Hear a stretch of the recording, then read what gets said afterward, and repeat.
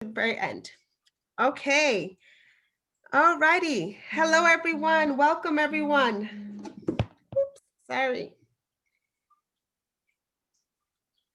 All right. So while we wait, we'll just let people trickle in.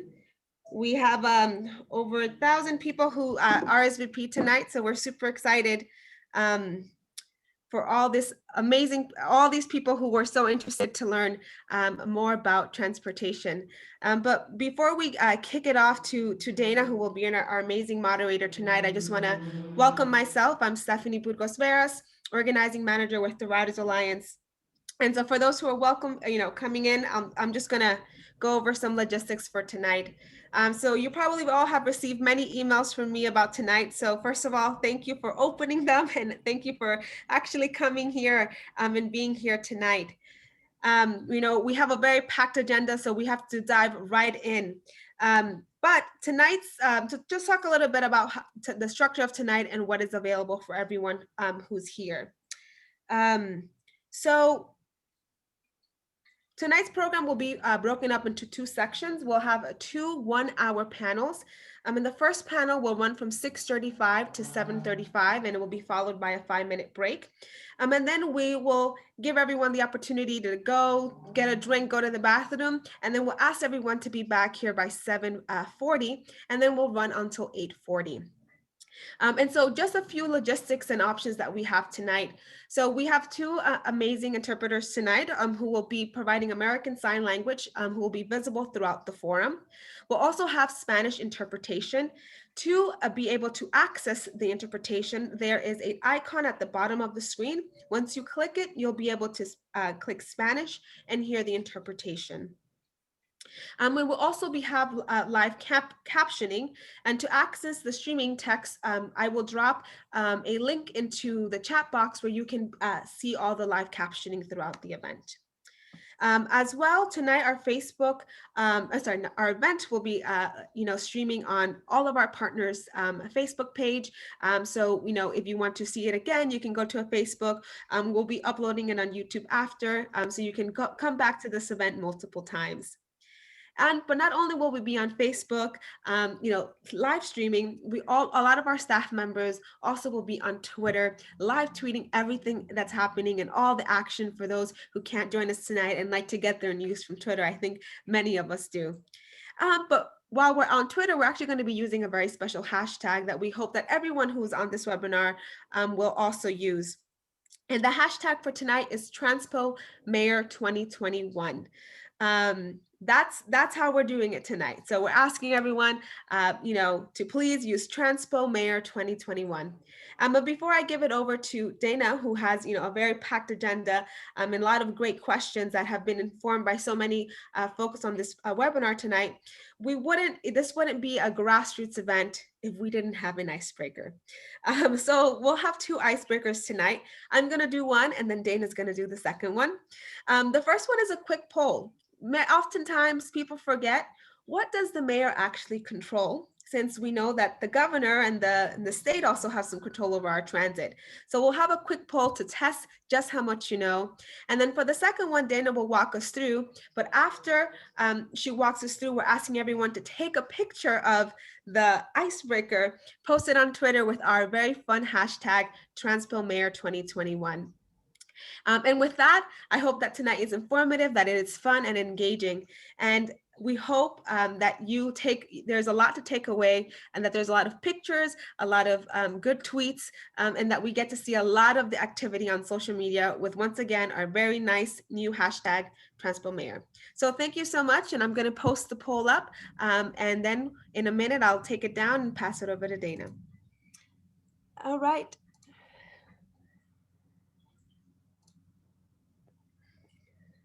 Great. So we'll leave it up for a minute, and then after, we'll get started for the good part.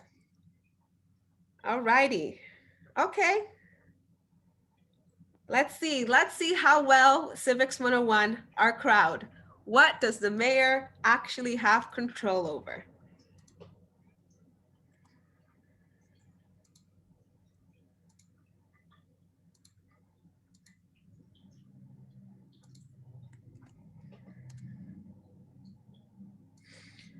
All right, so a lot of people are saying, wow, this is an amazing crowd. We already have 400 people in this poll, so thank you. So we have a few more seconds before we close it. And for those who are just joining, we just put in the chat box how you can access live captioning. All right, so we're at 1 minute. So we have, I know there are more participants, but I know folks didn't come here for a poll. We came here to hear some answers. So I'm gonna end the poll and I'm going to share the results. And 12% of the crowd thinks that the mayor runs subway service, 21 that the mayor runs bus, 84 bus and bike lanes, 23% commuter benefits, 87 parking regulations, 56 scooters, city bike 71, fare student metro card is 48, ferry 52, bus shelters 48. Wow, I think we have a very smart crowd. All right, Dana, I think you're in good hands. So thank you so much, and I'll pass it over to you. Thanks, Stephanie. So thank you all for being here. I'm Dana Rubinstein from the New York Times, and this is a panel or forum on transportation in the mayor's race. There are a raft of hosts whose names I'll reel off now. There's Transportation Alternatives, Families for Safe Streets, the Tri-State Transportation Campaign, Riders Alliance, Regional Plan Association, New York Lawyers for the Public Interest, StreetsPAC, Straphangers Campaign, New York League of Conservation Voters, and TransitCenter. The sponsoring organizations would like you to know that they do not support or oppose any of the candidates for mayor. And with that, I will introduce the candidates briefly. Candidate responses will be limited to 60 seconds. We reserve the right to mute you, and we will conclude with a lightning round.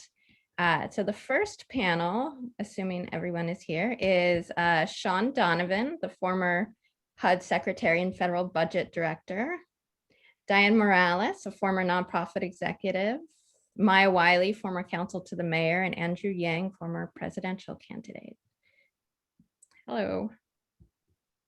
Hey, Dana. Hi, Andrew. Hello, everyone. Is everyone on? I can't really see. Hi, it's Diane. Hi, I see you. Hi, Sean. Sean's on too. Hey, Dana. Hi.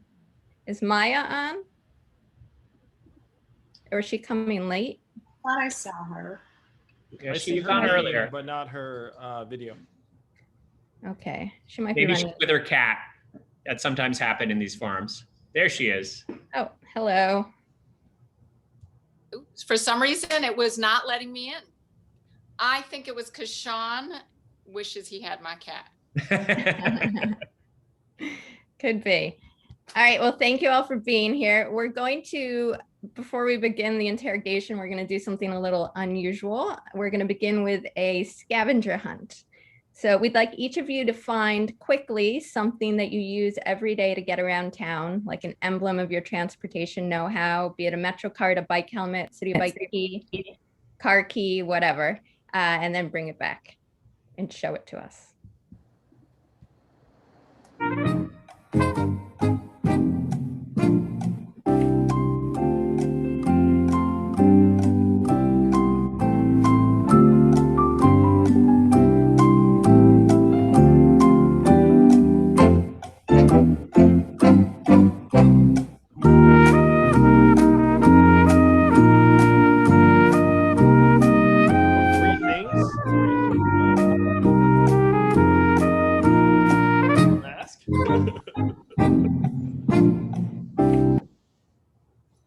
All right, let's see what everyone has in alphabetical order by last name. So Sean, what do you? City bike, subways, we got it all right here. Didn't have to go far from my phone. And Diane? Oh, Metro card, got it. And Maya, Metro card, and Andrew? Metro card, though I have to say I've been bouncing between the Metro card and using a smartphone to pay. And then the mask, because the instructions said 3 things and I got a little bit conscientious. The graphic, not you. Your instructions were very clear, but then it's All right, thank you. All right, so the first question is going to be asked by David Shepard. He's a founding member of Families for Safe Streets, a member of the Advisory Council for Transportation Alternatives, and he in 2019 lost his fiance on Baychester Avenue in the Bronx to a hit and run. David, are Good you evening. Yes, I'm here. Good evening, all. Thank you for your time tonight. My name is Dave Shepard, as Dana said. Thank you, Dana. I'm a member of Families for Safe Streets, the club that no one wants to join. We have all either been injured or lost a loved one in a crash, and we confront the epidemic of traffic injuries and deaths through advocacy and support. Every 3 hours, someone is seriously injured or killed in New York City streets. And that doesn't include thousands of other crashes where injuries might not be may not be life-threatening. In 2009, on Thanksgiving Day, my loving fiance, Sonia Powell, as Dana mentioned, was killed crossing the street in the Bronx. She was a loving nurse who treated all of her patients with honor and distinction. At Families for Safe Streets, we share our stories so that no one will ever experience the pain and grief of losing a loved one. It's been 12 years for me, and that pain and grief continues to come back and affect me. But tonight, here's my question. How will you get Vision Zero back on track? During his mayoral run, Mayor de Blasio committed to eliminating traffic fatalities by 2024. New York City is clearly not on track to achieve this goal. And in fact, during COVID, as with the rest of the country, the number of people killed and seriously injured on our roadways has increased. Families for Safe Street members fought alongside street safety advocates for the passage of the Vision Zero design standard and street master plan. But these were never fully, were never funded or fully implemented. We urged the city to earmark speed camera revenue to fix our broken streets, but the city opposed this measure. As mayor, how will you get Vision Zero back on track? How will you get this critical function with proving engineering and other systems on track to save and to make the streets safer for all New Yorkers? Thank you very much. Thank you, David. Sean, would you like to answer first? Sure. And you said 60 seconds? Yes. Dana? Okay. Well, first of all, David, let me just say thank you for sharing your story. It's heartbreaking, and you're absolutely right that this is a club that no one wants to join, and it should be a club that no one does join with the right leadership. And I think the fundamental problem from my point of view is that we have led too much with policing and enforcement and not enough with reimagining our streets for the 21st century. We're a 21st century city with 20th century streets. And I would really focus on the infrastructure that we need to calm traffic and slow traffic, to make sure that we are fundamentally making walking around this city, cycling around this city, so many other things with protected lanes and infrastructure that really does change the experience of walking and makes it safer. And I will say, we have the potential at this moment with the Biden-Harris administration to get a significant increase in investment in infrastructure to make it possible to accelerate that work and re-envision our streets. No one in this race is better positioned to work with that administration or everyone in Congress, given my deep experience in Washington. Thank you, Sean. Diane? Yes, David, thank you so much for sharing. My condolences on your loss. Unfortunately, my daughter is also a member of that club. Sammy, the little boy that was killed on Prospect Park West, was a camp friend of hers. So we feel your loss. So, you know, we've got to really work to take meaningful steps towards reducing reliance on cars in our city, because we know that that's the root cause behind traffic deaths. The majority of the cause lies there. And a city that is less reliant on cars is actually going to be safer for all of our people, whether we're talking about pedestrians or other cyclists or motorists. And so I think it's important for us to commit to revitalizing Vision Zero. And I would advocate for my agenda to reduce car reliance, which includes fighting for better subways, for bus corridors across the city, for the expansion of the Freedom Ticket and less expensive Metro North tickets. And we really have to focus on the public transit issue so that we can, in fact, reduce reliance on cars and prioritize doing so in underserved areas in our city, because we know also that there are particular areas that are more subject to transportation apartheid than others. And that includes expanding busways, bus lanes, and bike lanes as well. I think we also need to, I'm not keeping track of time. It's about time to wrap up. Okay. And so, I think we really need to encourage the completion and protection of greenways and other such things so that we are keeping our people safe. And that's what I would prioritize. Thank you. Maya? Thank you. And look, we have to recognize that safety is not only job one, and we all have a story. We had an 18-year-old kid killed in my neighborhood riding his bike by a minivan. And, this is something that can be fixed with design, but design in partnership with communities, because we also know that the design elements we need, right? We're talking about things like making sure we put speed bumps in the right place, making sure we have stop signs, using our lights and making sure we have our lights timed at intersections that we need them timed differently at. But we also know that enforcement is something that should not be held by the New York City Police Department, because when we design in partnership with community, we make communities safer, but we also make communities safer in the ways that community needs. And what I mean by that is it's not a one size fits all. Diane is absolutely right on public transportation and making sure we're solving transit deserts with more public transportation, but also making sure that we know where, because we do. It's 4th Avenue in Brooklyn, crossing 4th Avenue. Over here where I live, if you're coming off, the Prospect Expressway, folks are getting killed in that intersection.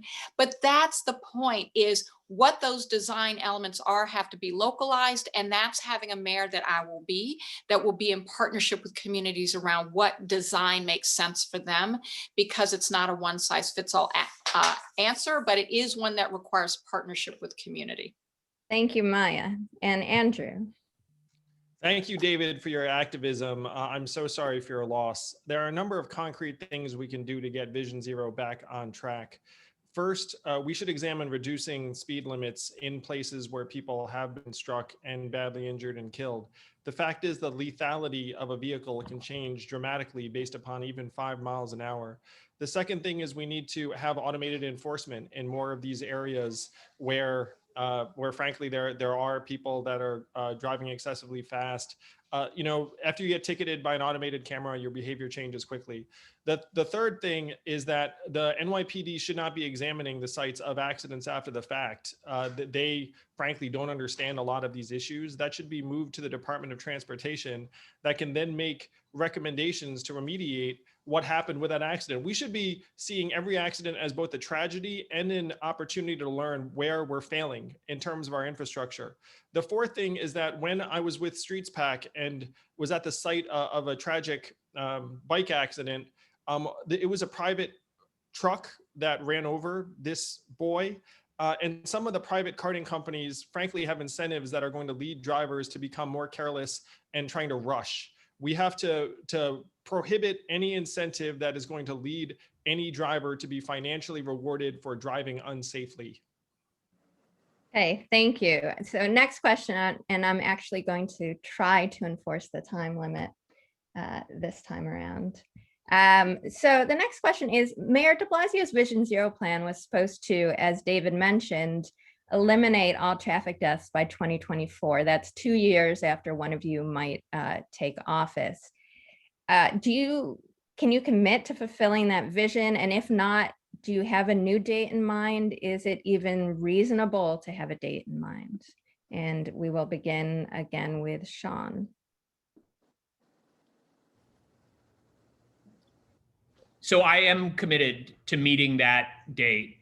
And I fundamentally believe, as I said earlier, that this is not just a question of enforcement. This is a question of moving very quickly, speeding up our process of getting infrastructure changed in our city, reimagining our streets, and working effectively with the federal government to quickly get an investment that will allow us to put those shorter term measures in place while we are building out longer term measures that more fundamentally change our streets. Okay, great. Diane. So just real briefly on this, I will say absolutely. I think, we need to move towards prioritizing human lives and the lives of New Yorkers over car culture in New York City. We need to do everything that we can to reduce and incentivize the reduction of car use, supporting congestion pricing, eliminating parking requirements for new buildings, expanding metering and efficient loading options. These are all some of the things that we need to do in order to move towards a significant reduction of car culture, which is directly related to reducing the number of lives lost by virtue of car accidents. So yes. Great, thank you. And Maya, 2024, is it doable? 2024 it is, and it starts with the fact that if we lose a life, we can't get it back. And let's just acknowledge that. So it's not really a question, it's an imperative. And I already have a plan to spend $10 billion in our city's capital construction budget, not only to create 100,000 new jobs, but to ensure it does things like solve our problems. And that includes these deaths, because we also have in it the ability to create more protected bike lanes, for example. And in my climate justice platform, I've already said I'm going to create an office for public space management. And that does include organizing how we're ensuring that we're doing transportation appropriately and safely. And so we're already going to have different organs of government in order to organize it better to make sure it's serving our people. And that means protecting lives. Great, thank you. And finally, Andrew. I want to say something that's going to be very, very difficult for people to hear. The fact is that come the year 2024, we are almost certain to have someone die in a vehicle accident that year in New York City. The question is, how many of those deaths are going to be deaths that we could have prevented, that we could have avoided with intelligent investment, with the right policies? That's what we should be focusing on. The fact is, we are a city of over 8 million people with tens of thousands of vehicles coming through our city every day. And there are going to be a certain number of injuries and even fatalities in any given year, even if we do everything right. So I would reframe Vision Zero as zero avoidable, preventable deaths because we failed to act, we failed to invest. That is the standard we should be holding ourselves to, but we should be realistic about the fact that the goal should be reducing injuries and fatalities to a level where we can look at it and say we did everything in our power. Great, thank you. Moving on, transit advocates often argue that de Blasio's failure to really complete Vision Zero is rooted in his sort of over deference to community boards, which are often not representative of their communities in terms of age, race, transportation preferences, you name it. So I'm curious what role you envision community boards playing in determining like the fate of all sorts of road infrastructure, advisory, or will you grant them veto power? And Sean, you are up first. So Dana, I think this is a critical question, not just in transportation, but in housing, in where we cite shelters and supportive housing. There's so many issues that are contentious. As someone who's worked in neighborhoods in the city for 30 years on those issues, I understand that you do have to find a way to work with communities, but I do believe also, and this is part of my plan for New York City that I released last week, that we do need to restructure the way we interact with our community boards, do make them more representative. The other thing that I would say is we also need to lead with investment. we need to be ensuring that we are giving communities transportation alternatives as we're creating and implementing congestion pricing, as we are creating safer streets. We need to be prioritizing investment, particularly in communities that have been left behind for too long as transit deserts, to ensure that we are building support for alternatives at the same time that we are moving forward with tough decisions. Thank you, Sean. Diane. So, this is a good question. And I would say that community boards, while very useful in terms of gathering some information and representing on some level the community, they are not the be all and end all. And so I think that it is our responsibility, it would be my responsibility as mayor to cast a wider net in terms of gaining information from the community at large, including in education and outreach for everything that we want to do. Education and outreach strategy for everything that we want to do, so that we are casting a wide net. And also, I think it's really important to think about any decisions being made on the local level within the context of the city at large, what the needs are, what the distribution of certain resources are, et cetera, and making the decisions about those things within that context as well. Great. Thank you, Diane. Maya. Yeah, look, I'm running to be the next mayor because I know what it means to create relationships and pull people together to solve problems. And that's what we have to be able to do as a city. And we have to do it in a way that reimagines, not just recover. And that means it's not really about community boards, not community boards. It's about all of the community participation in problem solving. But one way we do that is we have to create the space where we're reimagining with shared principles and goals. And that means safety. That means making sure we all can get where we need to go effectively and efficiently. Far too many communities are actually taking 90 minutes to get to work. They're usually low income. They're usually communities of color. The kinds of things that create alternatives that help us manage our environmental health. All of these are questions that are around that include community boards, but also it's not about veto power, because it can't be about saying no to something that's actually going to deliver for a community. So it is engaging people, it's engaging them in planning, but it's engaging them in planning in a way that brings all our tools to get us where we need to go safely, and in a way that brings down our asthma rates and make sure that we all get what we need. Thank you, Maya. And Andrew. Well, at least two things are true. Number one, people know best what they need in their community. But the second thing is that right now it is very difficult to do a lot of things in New York City because there are different groups that have the ability to say no. And one of the experiences I've had, as an example, I've been in various communities discussing transportation plans, and I'm a cyclist, as many of you know, and I suggested a bike lane as an addition. And then there were people who reacted very, very negatively to me and said, like, hey, this neighborhood doesn't need bike lanes. Like, this is not a community of people that would want like that lane. And then I thought to myself, it's like, well, like that might be because you don't have a bike lane, because at least my experience when I started to ride a bike was that the infrastructure actually drove my behavior in a particular way. So there are at least certain aspects of what I think we should be trying to aspire for as a city that should take community feedback into account very, very heavily, particularly when they identify issues that no one else would know about. But I don't think having community boards vetoing some of these plans would be the right approach for certain citywide goals. Okay, thank you. And now we are going to get a question from Iman Ramawi, who is the Accessoride Campaign Coordinator with New York Lawyers for the Public Interest. Are you there, Iman? Yes, I'm here. Thank you so much. And thank you all for being here. As an amputee with lupus, I am too aware how many people with disabilities are often left out of the conversation when it comes to accessibility necessary for people like me to get around the city. I've been an Accessoride customer for 13 years, and I have seen some great improvements like the on-demand pilot, but I have also seen some changes that don't work for working professionals like me, like a proposal for caps on the number of trips you can take and the cost of on-demand, leaving me, who has meetings in all 5 boroughs, often late or worse, not able to show up for work commitments.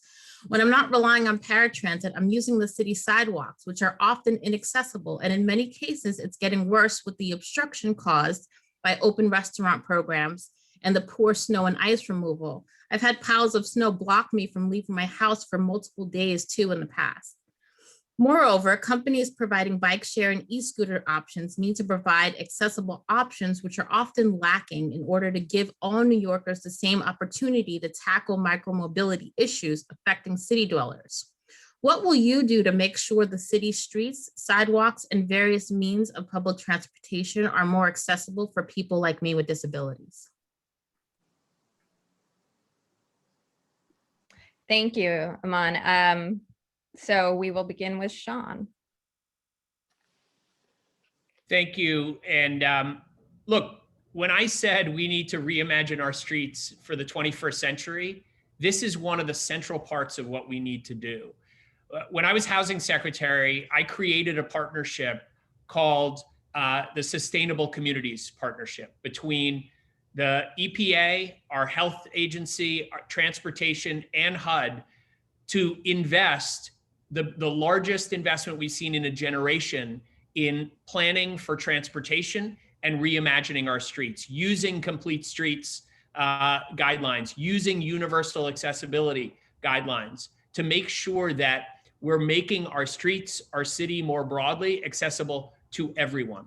And that's what we need to do here. We have to prioritize reimagining our streets, building the infrastructure so that we have the possibility for everyone to move around our city. And specifically on Access-a-Ride, you know, one of the things that's unique about me in this race is I've actually worked side by side with mayors across the country, even across the globe, who are innovating in this area. Why is it that we can order an Uber or Lyft on our phone and get one quickly, and we haven't been able to take this pilot that you described and create it citywide and really create on-demand transit for everyone that needs it within a reasonable period of time to allow you to get on with your lives? That's what I would do as mayor. Thank you, Sean. Diane.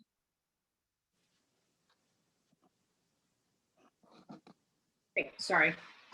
Thank you for that question.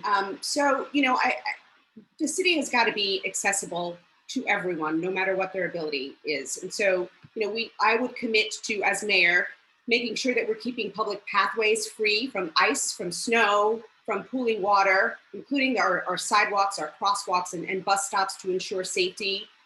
We need to create and build safer crosswalks, especially at known dangerous intersections, and really work to make all forms of public transportation accessible to everyone.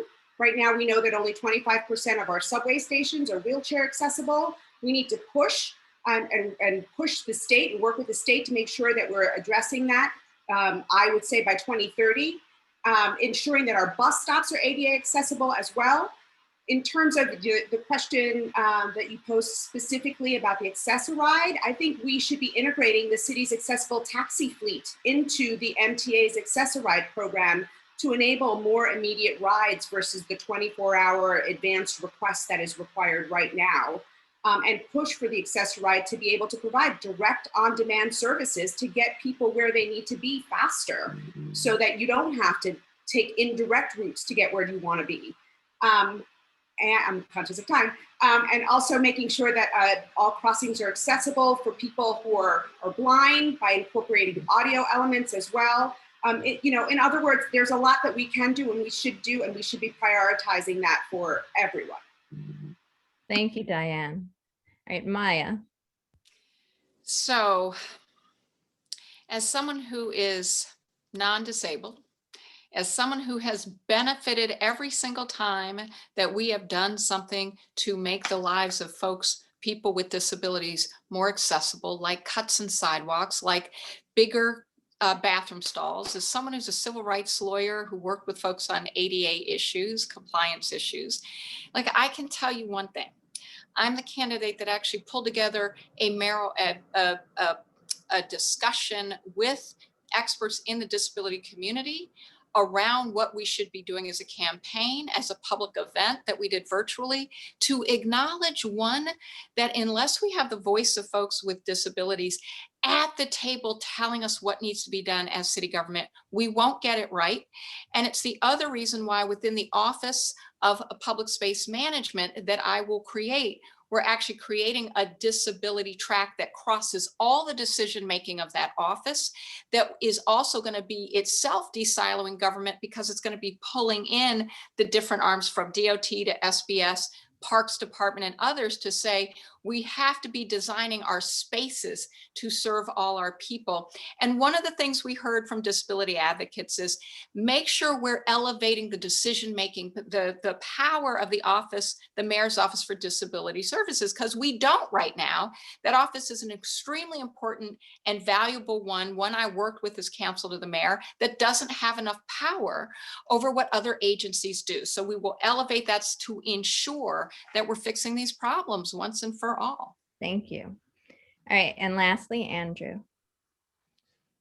Iman, it's great to see you again. How are you? Thank you for raising this. I agree with Diane that we should be integrating accessible taxis into Access-a-Ride. You certainly should not have a cap on the number of rides that you have, and have that cap get used up. I agree with you, Iman, that we need to clean our sidewalks and streets more quickly, so that people aren't struggling. Just today, I actually called for a restoration of the Department of Sanitation budget to 2020 levels because the cuts have made a big difference. Like people can tell. But the big picture is that I'm the only mayoral candidate who's asked for city control of the MTA, because the fact is right now, if New Yorkers get frustrated by a lack of accessibility on subways or buses, who do you complain to? You look at the mayor, then the mayor's like, I don't control this. And then you look at the MTA board, there are 4 New York City recommended board members out of 21. So if you feel like our voice is not heard at the MTA, you are right. People have been looked at me like, oh, like they're afraid for the city to take control of the MTA. I'm afraid for us not to have control of the MTA. It's like you can't control the way people get to work and school every day, and you're supposed to manage our city's recovery, try and make these subways and buses more accessible to people. Right now, we are unable even to exert control over the transportation arteries that define our city. It has to stop. It has to end. We need city control of the MTA. Thank you, Andrew. All right, for the next question, we're going to go in reverse alphabetical order. One of Mayor de Blasio's proudest transportation achievements is his citywide ferry system, which of course is an initiative he was able to undertake without the involvement of the state, something he routinely cast as a virtue. Critics note that while the ferry system does help some commuters connect to the rest of the city, it doesn't carry all that many people, and it's heavily subsidized. Would you expand it, retract it, make it smaller, or keep it as is? And we will start with Andrew. Oh, wow, Dana, like this is such a tough question, because I just love the ferries. I love them. When you ride on them, they feel like a great way to get around. It feels environmentally friendly. But the fact is, some of these routes just aren't really getting a ton of customers, and we're subsidizing them at a time when our budget is going to be constrained. So I think we're gonna have to make some tough choices. My goal would be to try and support the routes that frankly have proven that they're helping New Yorkers and have demand. And we have a window of time for that. But the routes that just aren't serving that many people, we are going to have to re-examine and even cut back. And that pains me to say, because I love these things. If people aren't using them, then we just have to invest in the things that are actually getting people where they need to go. Thanks, Andrew. All right, Maya, you're up. I just rode our ferry just last week, and what we really need to do is expand it, but do it in a way that also, where appropriate, both where we need it to make sure we have that service because of usage, but also increase the rates like we do for express bus service. Recognize that means making sure it's priced appropriately for those it's serving. And, I'll go back to the fact that we have to have a comprehensive strategy around public transit. I'm someone who, when I ran the Center for Social Inclusion, which worked to dismantle structural racism, we focused on transit equity. And a big part of that was recognizing where the deserts are, what people need in order to, sometimes it's more bus lanes to connect to subway systems. But we have to recognize we got folks in 2 and 3 fare zones. That is unfair, and we have to have fair fares. And that's what I'll do. And the ferry system will be part of that analysis. Thank you, Maya. Diane, what would you do with the ferry system? I would not expand the ferry system. The reality of it is that we've got to prioritize our marginalized communities, not just in words, but in funding. And that includes public transportation and public transit. You know, for too long, our folks who are struggling with income issues and other disparities are also struggling with transportation disparities and transportation apartheid.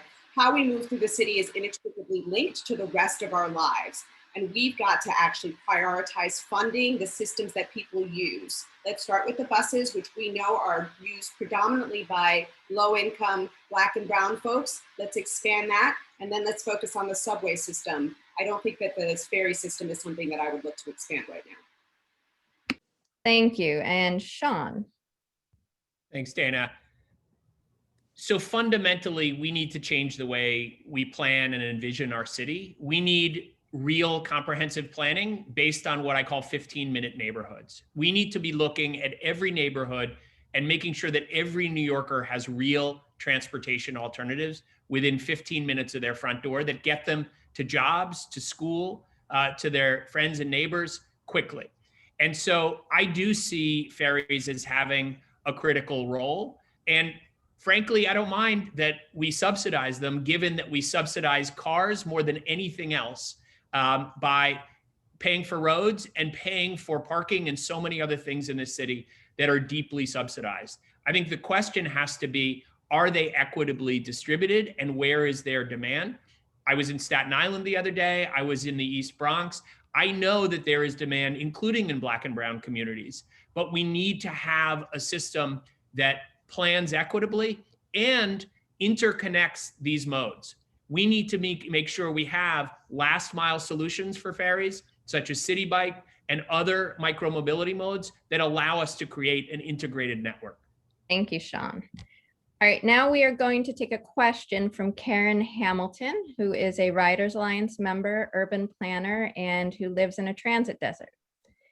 Karen, are you there? Hi, how are you? So, yes, I live in Southeast Queens, and it was formerly called a 2-fare zone, since the nearest subway station is 30 to 45 minutes away by bus. And this district is served by 38 routes, and the closest bus stops are usually a few blocks away, so buses should be the most convenient mode of transit. In reality, buses are often slow, unreliable, and even uncomfortable when crowded. And buses crawl along major corridors like Merrick Boulevard and Jamaica Avenue, stalled by traffic, double parked cars, and delivery trucks. Now, New York City buses are on the slowest in the country, despite a ridership of more than 1 million and being a mode of choice for more than half of essential workers. So as mayor, what commitments will you make to improve our bus systems, speeds, accessibility, and comfort and safety at our bus stops, particularly in neighborhoods like mine, where buses are essential? Thank you, Karen. We're going to go in reverse alphabetical again. Andrew, you're up first. Thank you, Karen. I was just in Southeast Queens and I heard something very similar from a number of people. So we have to build on a couple of the successes we've had where on certain thoroughfares, primarily in Manhattan, because you know, like that's where a lot of things start in this area. We've had success with rapid transit bus service and select bus service, where there's been, frankly, like a cleared out corridor where car traffic is not provided on that street. And so if you can imagine in Southeast Queens, if you had a similar road where, frankly, cars are not going, then all of a sudden the buses would be much more efficient. And so if it's worked in Manhattan, there is no reason why it should not work in Southeast Queens, and that we should have a rapid transit bus corridor that precludes auto traffic. And then you would see speeds speed up significantly. I'm passionate about this because the biggest determinant of your happiness is your commute time. And if you have a slow commute that you know should be faster, it will make you unhappy.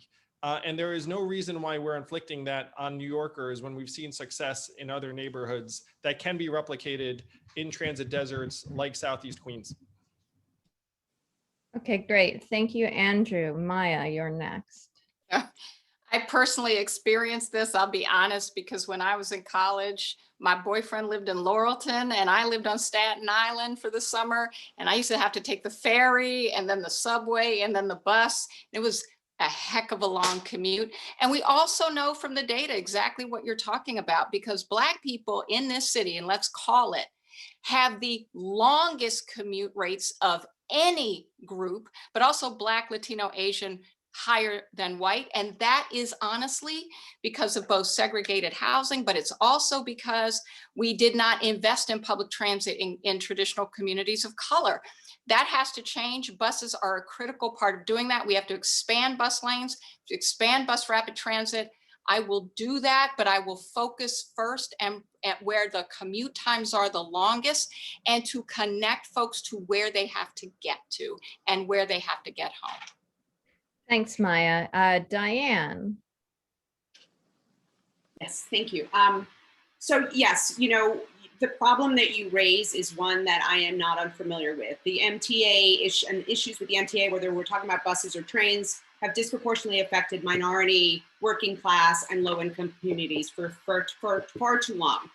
In your instance, what we need to do is we need to expand busways, we need to expand express lanes, we need to do that in such a way that prioritizes low-income and transit apartheid communities and neighborhoods specifically.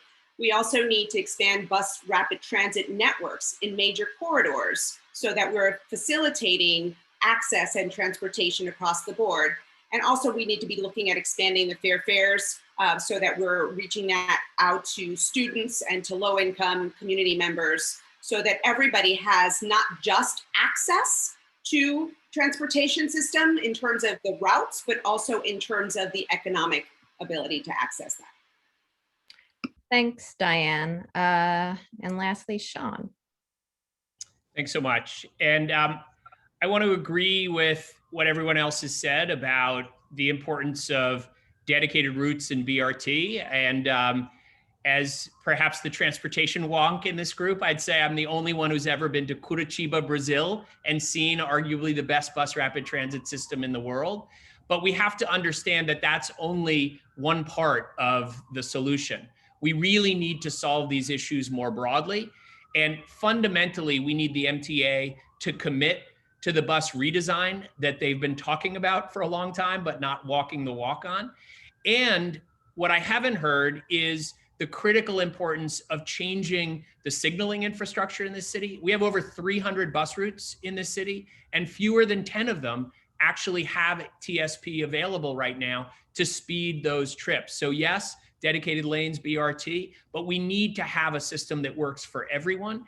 And we can do that if we commit to TSP, to changing our stop locations, and to get the MTA finally moving on a redesign of our bus system. Thank you. I think this will be our last question before the lightning round, and I'll probably do it in alphabetical order because I find the reverse kind of confusing. It's about the MTA. The mayor does not control the MTA, but several of you have argued that to improve bus and subway service, the next mayor should at the very least exert more control over it. We all know that it's highly unlikely that the state would give up that authority, though some of you might argue otherwise. I'm curious, practically speaking, realistically speaking, how do you think you can achieve more influence over an authority whose power structure and purse strings are almost entirely controlled by the state? And we will begin with Sean. Thanks, Dana. And I do agree that it is completely unrealistic to say the mayor should take over the MTA. The M in MTA stands for metropolitan. We have a metropolitan system that includes lines that run beyond the 5 boroughs across this region into other states. And we need to focus not on sound bites, but on actually solving this problem. And here's what I would do. I would put more skin in the game with the coming of congestion pricing, which I am completely supportive of. We need to make sure we're investing more there. I would take a portion of the revenues from the marijuana tax and would look at value capture and other innovative mechanisms. Folks should remember the number 7 line extension on the west side of Manhattan was paid for by city revenues. We should be doing all of that in exchange for more power, more control, more board seats. And that is the right way to make sure that we actually get a metropolitan transportation system that works. Thank you, Sean. Diane, how would you exert or try to exert more authority over the MTA? So I actually believe that we should, over the long term, move towards municipal control of the subways and the buses. I think, state control has meant that the subways, the suburbs and commuter trains have been prioritized over the city, where people are often entirely reliant on public transportation. I believe that municipal control can ultimately shift that dynamic. But in order to do that successfully, we've really got to delegate an expanded degree of taxing authority as well, in order to be able to, have the revenue as well as the responsibility. I think one of the ways that we could also think about doing that is, I do agree with Sean in terms of congestion pricing and implementing that relatively quickly. I think we need to be looking at metered parking and fees for using public roads and sidewalks. And also, ultimately, I've been a big advocate of taxing the rich for us to be able to move forward and fix the subways. But I do think that there is ultimately a goal, or should be a goal, towards controlling the subway system in New York City. Thank you, Diane. Maya. Well, look, at the end of the day, home rule, home rule, home rule. That's just something we need for New York City. We have far too many of these questions where we have these issues, and the MTA is something that Sean is right about. But honestly, I'd take it if I got the ability to generate the revenue for it. That right now is controlled by the state. But I think we also have to be honest that the state can't fix this alone either. We need the federal government. We need the resources to come. It's good that we got some relief out of the COVID relief package that just passed. We're going to need more, but we also have to have the MTA be a more effectively run entity, no matter who controls it, and much more responsive to our needs, as well as getting the infrastructure dollars we need. And I think we can get that from the federal government.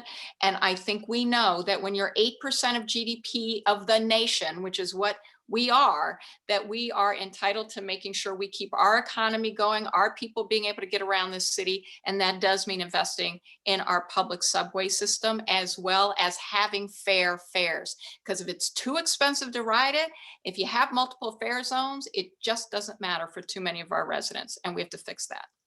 Thank you, Maya.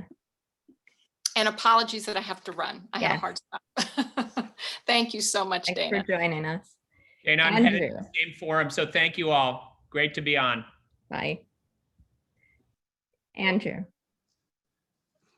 Again, I'm the sole mayoral candidate saying that the city must control our own destiny, which includes the way people work and school every day. And so if it's not the entire MTA, it could be New York City Transit and NYCT. But here's the common sense argument I'd make.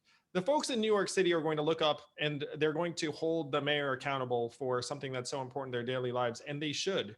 So what I'm going to say to the folks in Albany is, let me have the responsibility. Let me have the headaches. Let me be able to, frankly, take responsibility for something that many people have been disappointed in for the last number of years. At a minimum, we should have, again, the majority of these MTA board appointments. And in terms of the way the influence would run, like to me, I need to fight for the people of New York City. I need to try and address our needs. And so if that involves making a case publicly to the folks at the MTA, look, here are the issues, here are the things that are not being addressed.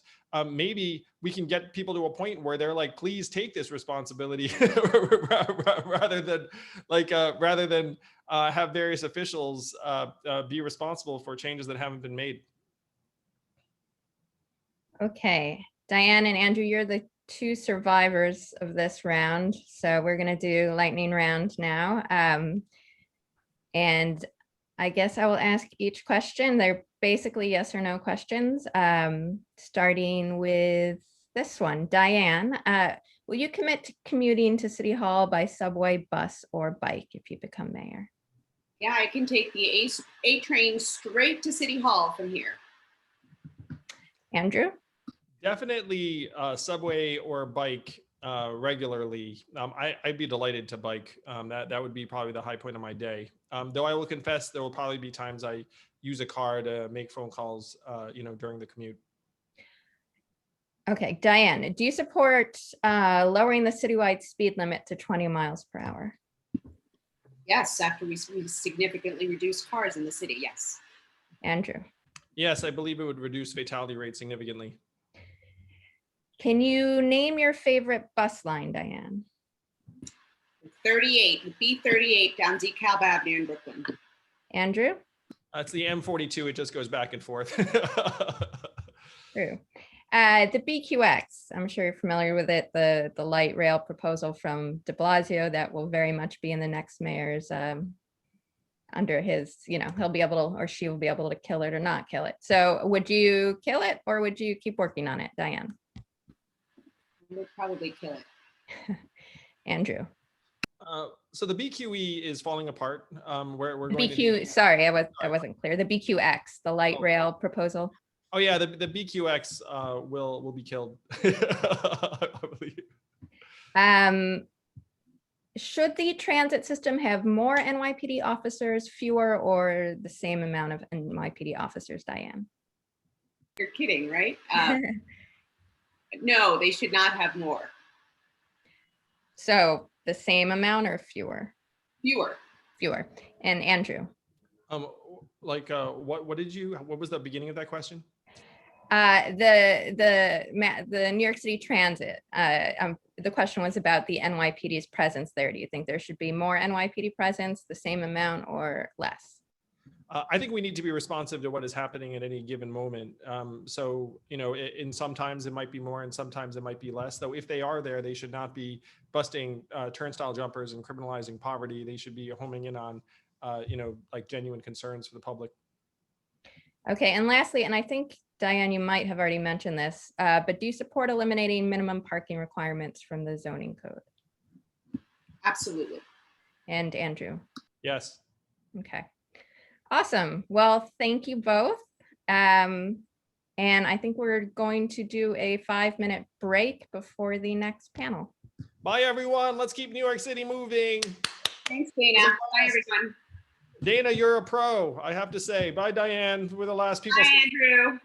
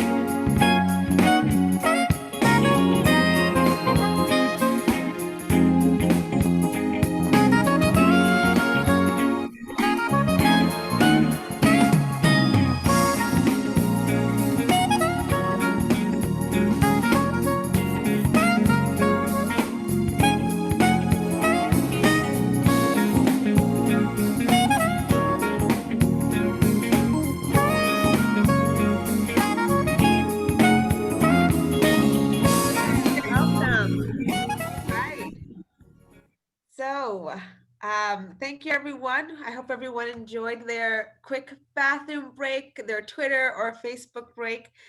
Thank you to all of the hundreds of people that are with us tonight, and thank you to all of our candidates and to our moderator. Once again, I'm Stephanie Burgos Veras, organizing with the Riders Alliance. I know most of you have already been here, so I probably won't say the same things, but for those who are joining, we just want to let people know that we this is our second panel, right? Our evening was broken up into two parts, and we're at the second part. And we have American Sign Language here today. They will be up on the screen throughout the entire event. We also have Spanish interpretation. And so if you want to join and listen in Spanish, you can click the icon at the bottom where it says interpretation, select Spanish, and you'll be able to hear. As well, we also have live captioning. I will be dropping the link in the chat where you can see live captioning in English while the event is going on. For those who are joining, we are, sharing, we are live on Facebook as well. We have some staff that are live tweeting, and we're using our hashtag TranspoMayor 2021. So if you're joining now, and if you are here for an hour and you haven't tweeted yet, what are you waiting for? TranspoMayor 2021. And as I said, we're a grassroots organization. We're made up of grassroots people. And so we want to have just one more icebreaker before we actually we have two icebreakers. One that we're going to pose a poll for everyone who's watching, and then we have another one that Dana will lead. So for this one, it's not about Civics 101, but we want to learn more about how do you like to get around. So let us know, what is your favorite way to get around New York City? So I'll launch this poll. Let us know. And we'll leave it up for 60 seconds and we'll kind of see what, who's in the crowd, how do people like to get around? It'll be good information for everyone here. So we'll leave it on for 60 seconds. And then Dana will lead our second icebreaker. And when you do hear the icebreaker, if you didn't do it the first time, for the second time, go ahead and take a picture with your items and use our hashtag TranspoMayor 2021. All right, so let's see. We got a lot of walkers in the crowd, I see. Let's see who's going to be the winner here. Not there's any winner. They all are very important. So we have a few more seconds for those who are still in the crowd before we close the poll and get to the second part of our event tonight, our forum. All right, so we're at 60 seconds. So if you haven't filled it out, maybe next time. All right, so let's see what came out. So our poll, we have 50% of people in the crowd are bikers, 30% use buses, 66% use subways. We have 8% of riders 8% of attendees who use the Long Island Railroad and the Metro North. Around 27% of folks in here like to use City Bike to get around. We have a winner here, almost 69% like to walk around the city. 4% like scooters, and 16% like to get around in ferries. So with that, that's just our first icebreaker. And thank you once again that everyone is here, and we hope that the rest of the night is informative, fun, and engaging. And once again, please don't forget to use our hashtag. And with that, I'll pass it over to our moderator. Thank you. Thanks, Stephanie. And thank you to everyone for joining us. Let me just introduce everyone. So we have here Eric Adams, the Brooklyn Borough President, who I think has perhaps yet to join us. Catherine Garcia, who I think is also running a bit late. Let's see who is actually here. Now I see. All right. I see Scott Stringer, the New York City Comptroller, Art Chang, a former JP Morgan Chase executive, Eric Adams, the Brooklyn Borough President. Is Jocelyn here? Jocelyn Taylor, hello. Jocelyn is an executive of a general contracting firm. And I think that's it for now. So we are going to start with an icebreaker, as Stephanie mentioned. And that icebreaker is a scavenger hunt. We'd like each of you to find quickly something that you use every day to get around town, an emblem of your transportation know-how, be it a Metro card, a bike helmet, a city bike key, or car keys, whatever, anything transportation related, and show it to us.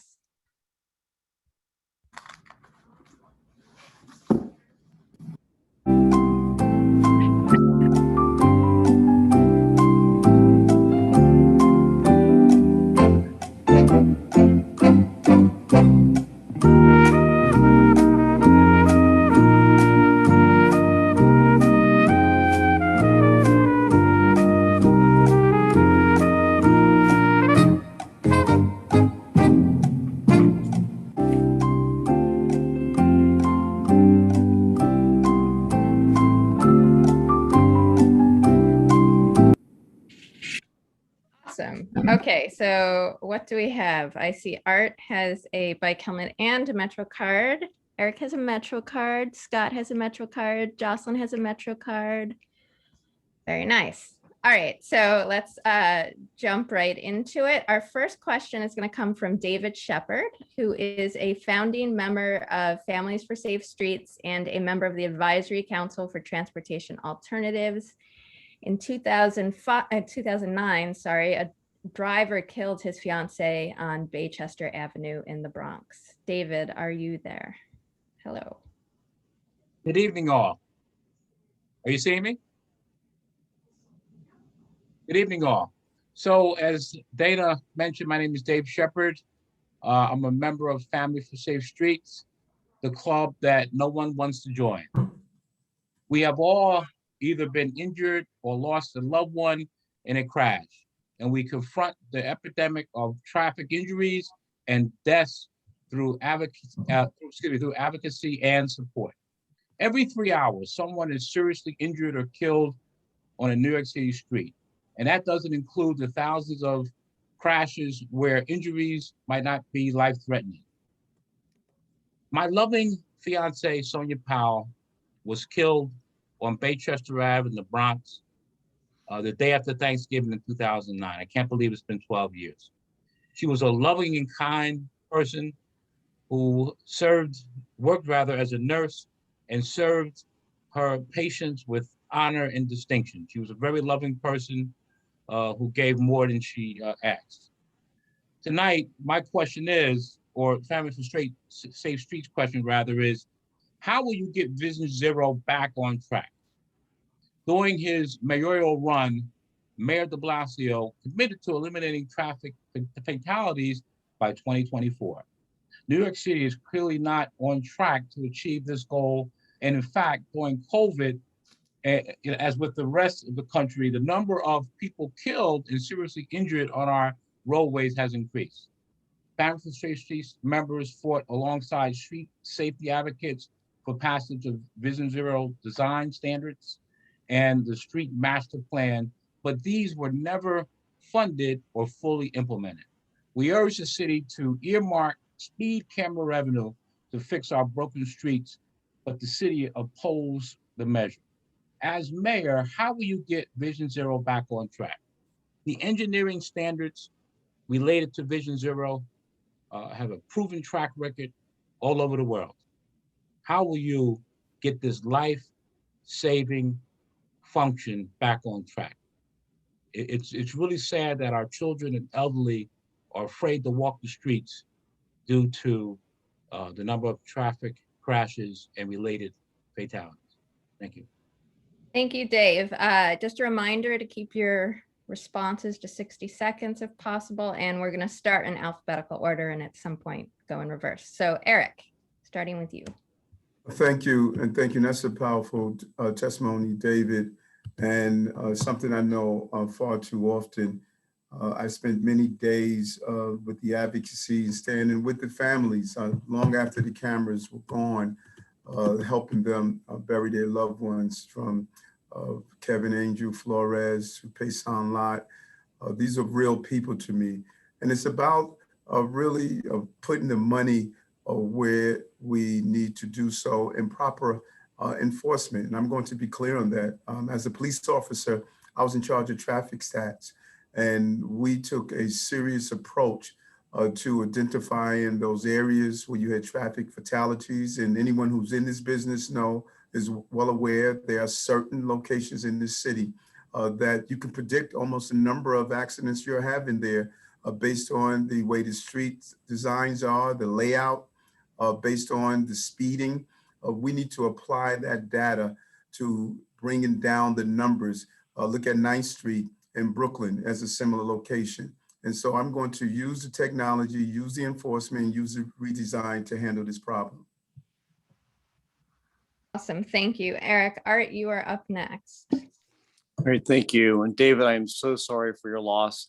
Like Eric, I know too many people who've been in this situation, it's a terrible thing. So many of the problems in our city come from the fact that we know about them in advance, but we do nothing to prevent them. I'm a complete advocate of speed cameras. I'm a complete advocate of enforcement, but that comes after the fact. So we need to think about preventing these issues. So these are street issues. These are an intersection between the NYPD, the DOT, the design of the bikeways and the roadways. You know, we need to bring all these different aspects together in a coordinated fashion, use data to highlight the points where we're having the most issues, and then bring people together to actually solve those problems in an integrated fashion. It's the only way we can do this. Great, thank you, Art. Scott, you are up next. I also want to just say sorry for your loss and all the work you're doing to help other people. I think it's very powerful. Look, I believe that the next mayor should look at how we redesign streets through the lens of 8-year-olds, because what I worry about as a parent of 2 little boys is that terrible moment when the car meets the child. And we have to change that so it doesn't happen. In fact, if we would redesign streets for 8-year-olds, we would also help 80-year-olds. And that includes car-free streets at schools. Why should parents have to keep looking left and right? Why don't we just get the kids safely into the schools? We do need enforcement cameras for bus lanes and bike lanes and traffic lights, but bike lanes also need to truly be protected. And I believe that we have an opportunity to redesign our streets, widen our streets, really make the mission of Vision Zero actually work by investing the capital, the engineering design, and the will to fundamentally change our streetscape. I believe in the 25 by 25 plan to reclaim our streets for communities, not cars. You know, 80% of New York really is about sidewalks and streets, but 70% of that space, we give it away to cars. And then we wonder why we can't control traffic. Thank you. All right, and Jocelyn. Thank you so much. And I also want to express my condolences on your loss. That's something that no one should have to go through. You know, when we talk about how we're going to, first and foremost, the question was, would I expand upon or make sure that we actually implement Vision Zero? And yes, I would. It takes a financial investment to ensure that we create the infrastructure needed to ensure that we have safe streets in the city. And that includes more communication, especially with communities that are impacted. An example of that is that even on my own street, we asked for street bumps, speed bumps for a number of years, and they've never been implemented. Lo and behold, a truck came balling down the street and ran into a fence. That could have been a person there. The communities know what they need in order to keep themselves safe. So we have to have more effective communication. And I would agree with Art when we say we have to be proactive, not reactive. It's not enough to just be punitive after the fact. We have to have communication to ensure that we prevent these accidents from happening. Thank you, Jocelyn. Our next question is a bit of a follow-up to that one. Mayor de Blasio's Vision Zero plan was supposed to eliminate all traffic deaths by 2024.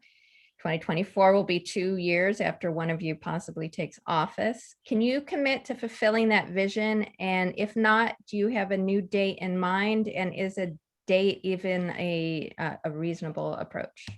And we'll again start with Eric.